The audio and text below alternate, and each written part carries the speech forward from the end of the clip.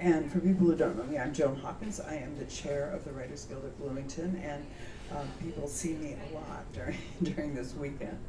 Our next poet is Jeffrey Owen Pearson. His poems have appeared in the Best of Flying Island, So It Goes, Reckless Writing Anthology, Tipton Poetry Journal, Flying Island, and Maze.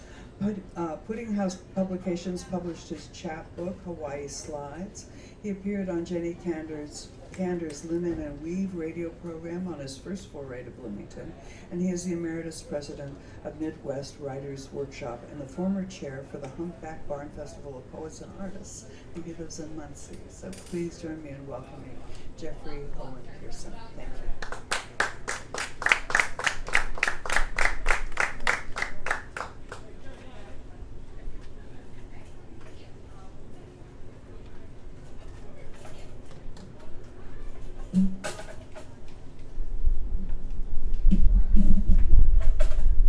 Okay, thank you, Joan.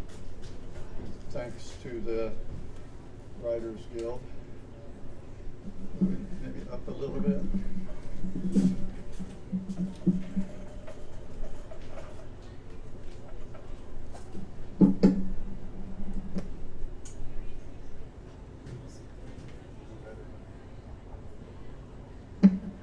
Okay. So we'll just start off with a few poems here.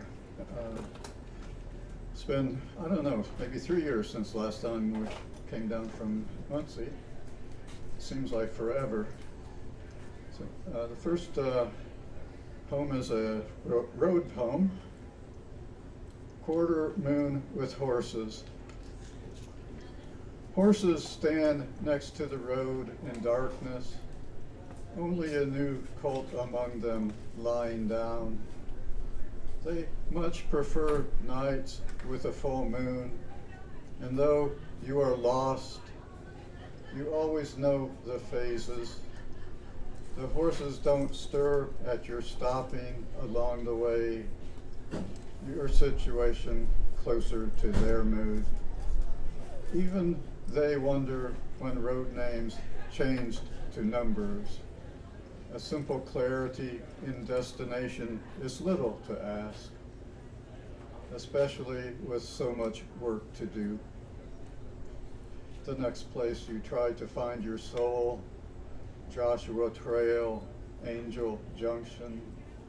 They all point you south to the dead end where the inn once stood. The sky about to dawn at the rosy color of a crucifixion.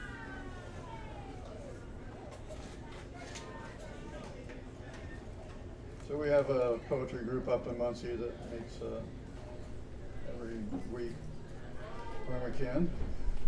This is happened one day. Poetry is a conversation. Poetry is a ghost.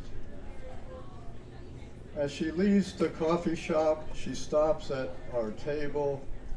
We were there talking about the world and all, my writing mates and I, expounding on love and loneliness and lunacy. She says, I like to listen. I have this bluebird in my heart and let it fly into other people's conversations while I drink my latte. They become my dime store novels. I can pick them off any rack around the room and be part of them. But you guys, listening to you was gibberish, like foreign code. Maybe it's your berets. I have no idea. We were talking about beauty and blues and being human, my mates and I, and the bluebird flew back to her heart, its wings a bit ruffled, its head cowered, and there was a shudder there beneath her black coat. We were scanning lines filigreed as the lattice of a tragic opera. The words, sad arpeggios echoing off cream tint walls. She listened from her corner shadow, sipping venti cups, and she could not understand. If you have time, sit with us. we offer in our best bon ami. But she shakes no and walks away with a mystery still buried deep inside. We'll be talking of you now, we call to her.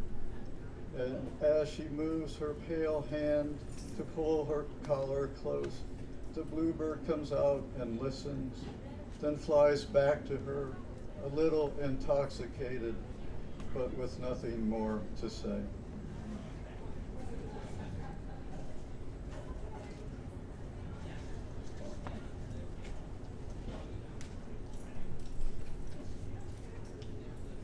I have a banjo. I have a banjo that has traveled to more states in America than I have. It now has separate families in Pasadena, Brooklyn, and St. Paul. It stays with me in September and every other Christmas. My brother carved its neck out of tiger striped maple. It sings best at night, but also tends to leave before dawn, before anyone is up. I have a body temperature of 96.8 on Mondays and Wednesdays, which is normal for a cucumber in August. On Saturday nights, I have a fever only dancing can cure. That and red paint and jam-packed streets.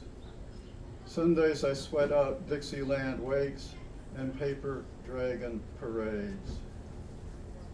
I have reference letters from 13 dead people. After 12, I almost stopped asking. Now I wear a hair shirt and a sandwich board, looking for odd jobs in front of the undertaker's shop. I can turn earth with the simple mind of a steam shovel. I don't even stop for lunch. I have a garden planted with nothing but cucumbers and dill.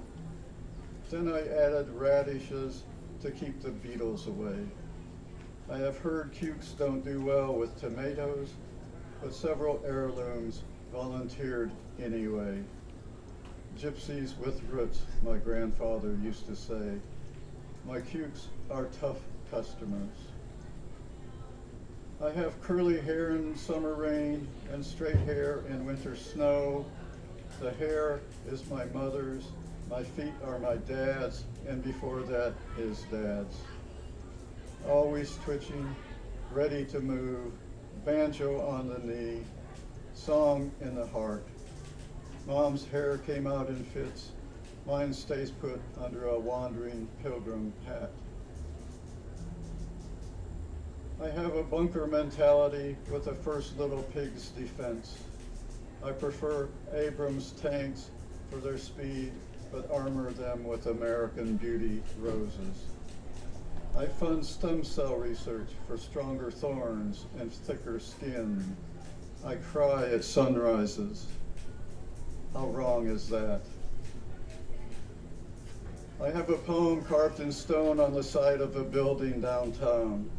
My daughter tells all her friends about the famous J.O.P., her poet father. She wakes at night, her bed in a drive-in facing the movie screen. I'm up there starring with John Wayne, who wears a salmon-colored bandana. I dress in a poncho and sombrero. Let's went, I say, before we are dancing at the end of a rope without music. My daughter falls back to sleep as we gallop away to safety. I have never learned to stop torturing my 7th grade English teacher. She gave me a D. She wrote room for improvement. We both know she was lying.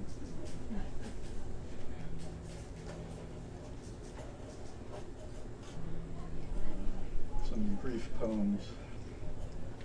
Arrow. I travel on the national road, veer north to the birthplace home of one of the Wright brothers, where sunlight pries through the sky blue window, the lace curtains, kneels at a black walnut table with a family Bible illuminated.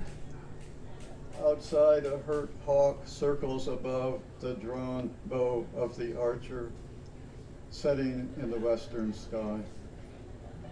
I no longer ask the difference between flight or knock. Son, I would have come to you. I would have come to you, no matter. Brave. It is the end of November, and we must be brave. The waiting, ending in tears, the window staring, the squeal of ambulances in the night. All part of the DNA so embedded we forgot to give it alter. The fall has been mild, but El Nino, it would be a boy.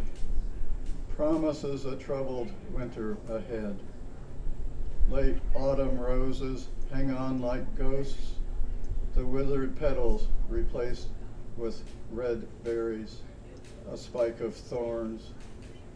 The sun shines, and again I wait.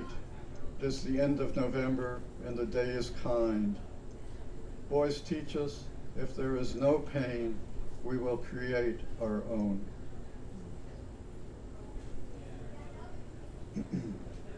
Crows. The corn stubble field fills with crows.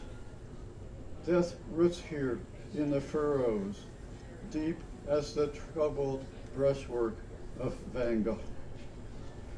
Family gets under the skin and burrows where it won't leave.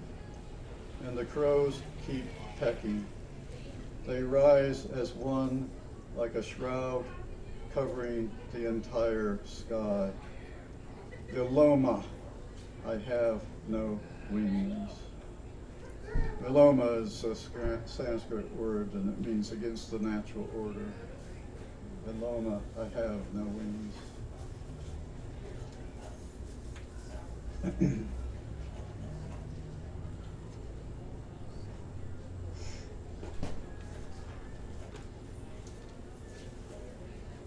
poem I wrote for my friend Mike. After Du Fu was in the 1700s poet from China, contemporary of Li Po or Li Bao, however you want to hear it. After Du Fu. Though we live at opposite ends of the same lane, we haven't seen each other for 10 whole days. And though I seldom wear shoes, if need be, I'd walk through brambles to get to you. You say you tried to write something in a style more like mine, and I admit I once stuffed a bale of words into a paragraph, thinking the same. Along the roadside, a horse comes to nibble an apple, if my medicines allow me to remember it. The oxbow in the river encircles our town, where tornadoes hardly ever come. The summers here slow to drift downstream. No matter the breeze, the newspaper lifts on the wind, always ending up on the front porch, with dispatches all the way from the Capitol. I hate getting through the day with no word.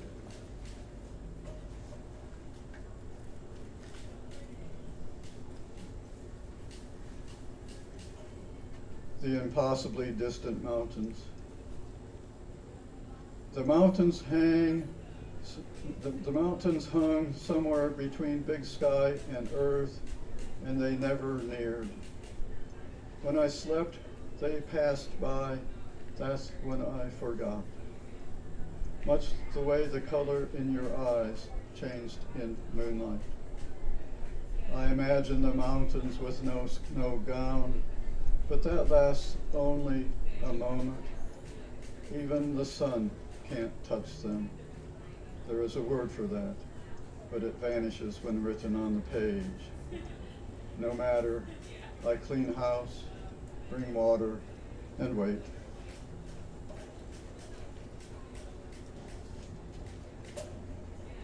Li Po poem. The mango bird is a kind of a hummingbird. The mango bird sings to the wind in spring. Li Po is drunk on images and wine, losing all sense of himself again. My sad letters fog into the ether of the moon, blurred by her blindness to life and death on earth. The Vermilion girls get hammered around sunset, not caring if the day was wet or fine. What do I know? The hummingbird sings for a mate with no understanding of what we call seasons. Some say the poet died falling from his boat, reaching for the reflected eyebrows of the moon. My words cannot begin to capture your face, the way banks cannot hold the river in spring. I send this letter to you from 1,000 miles past the steep gorges in the west. If you come in autumn, the girls in scented silks will bring us sherbet in their bowls of cracked porcelain.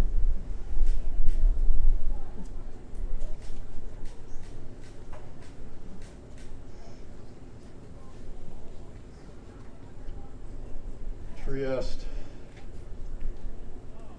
Dear reader, these days made of rain, the wind blowing from the east more than a week now. It is May and noon, and it is dark. I sit at my desk turning on no lamp, only the flicker of a computer screen. It feels like a fool's day in April that holds winter by the tail, or that gray November when the world turned bad. I open a poem from Italy, one with bright sunlight and amore. But even on the Adriatic, they forgive nothing. Those moments between day and night when the city undresses like a lonely woman. Its folds of silk, its slip of tea, its shy moon. In this room were two voices once. Out on the street, someone brushes past you in the rain. Even on a day such as today, mio caro, it is possible to fall in love.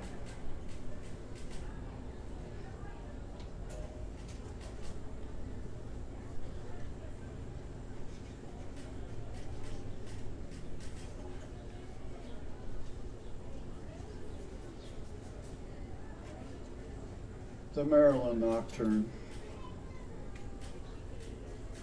As we nod off to sleep, Marilyn asks me, write a poem, not about love, but one that breaks my heart.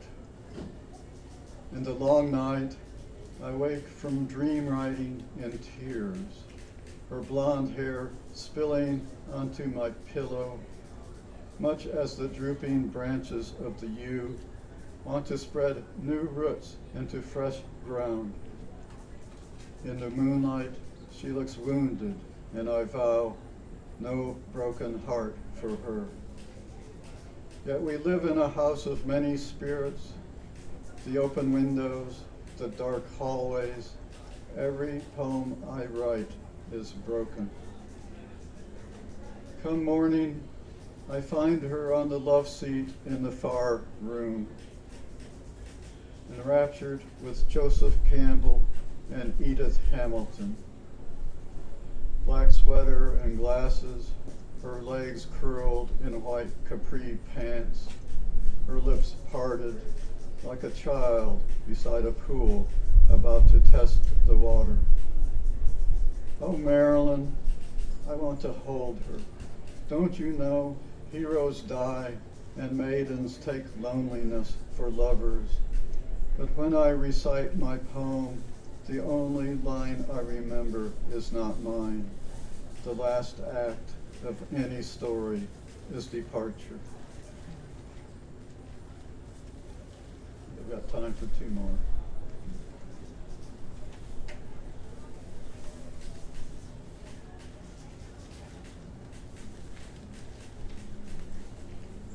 On my last date before the lockdown. On the last day before the lockdown, I didn't say I love you. On the last date before the lockdown, spring cracked like a found egg. On my last date before the lockdown, doves cooed. On my last date before the lockdown, I said no to a haircut. On my last date before the lockdown, I forgot to listen. On my last date before the lockdown, we hugged from across state lines. On my last date before the lockdown, I got lost in the backbeat of the wrong song. On my last date before the lockdown, the sky was gray, then black and chill. On my last date before the lockdown, I took away your pain. On my last date before the lockdown, I found mine. On my last date before the lockdown, I left early with no good reason. On my last date before the lockdown, even your ears were beautiful.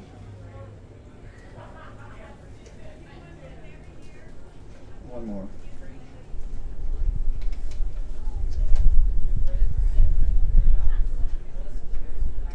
Umbrellas and a variation on sati. My lover sends me a photograph from Paris. It is raining black and white. She says on such days she can disappear like November into fog. Somewhere a piano plays with silence shaping the notes into something greater than comestibles and vin and pluie. She carries a heavy bag from market, as do other women crossing the avenue.